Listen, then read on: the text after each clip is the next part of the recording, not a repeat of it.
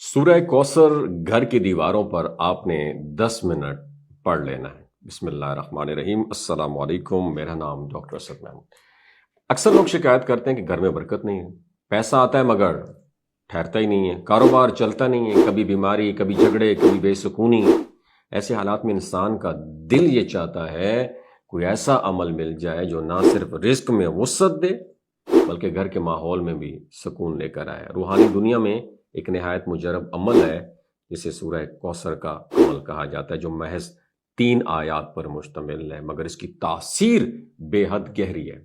इस सूरह में अल्लाह ताला ने अपने महबूब सल्लल्लाहु अलैहि वसल्लम को खैर कसीर अता करने का प्रॉमिस फरमाया, और यही खैर उस दिल तक पहुंचती है जो अखलास के साथ इसे पढ़ता है। अब आइए उस अमल के तरीके की तरफ बात करते हैं। इस वजीफे के लिए बेहतरीन वक्त नमाज इशा के बाद का है, जब दिन भर की भाग दौड़ के बाद इंसान का दिल निस्बतन पुरसुकून होता है। सबसे पहले अपने दिल को नीयत से भर लें कि ये अमल आप सिर्फ अल्लाह की रजा के लिए कर रहे हैं, ना कि महज दुनियावी मकसद के लिए। उसके बाद 11 मरतबा दुरूद इब्राहिमी अव्वल और आखिर आपने पढ़ना है, ताकि अमल का आगाज भी रहमत से हो और इख्तिताम भी रहमत से हो।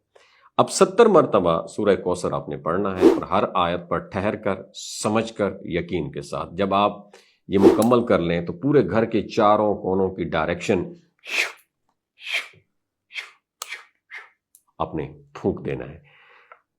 मकसद ये नहीं है कि अल्फाज हवा में बिखर जाएं, बल्कि नीयत ये हो कि अल्लाह की बरकतें उस घर की फिजा में घुल जाएं। ये अमल रोजाना करें और चंद दिनों में एक अजीब सुकून महसूस करेंगे। आप घर के अफराद के दरमियान मोहब्बत बढ़ेगी, रिस्क में रवानी आएगी, कारोबार में रुकावटें दूर होंगी और बीमारियां भी इंशाअल्लाह कम होना शुरू हो जाएंगी। याद रखें, रूहानी अमाल तब इम्पैक्ट रखते हैं जब दिल में पुख्ता यकीन हो। अगर आप ये समझ लेंगे कि पढ़ेंगे कि चलो आजमा लेते हैं, तो शायद वो बरकत कभी ना मिले। लेकिन अगर दिल से यकीन रखें कि अल्लाह ही देने वाला है, वही रिस्क में कुशादगी पैदा कर सकता है, तो फिर ये छोटा सा अमल बहुत बड़ा चेंज ला सकता है। ये वजीफा किसी जादू या तिलिस्म का नाम नहीं, बल्कि अल्लाह के कलाम की बरकत है।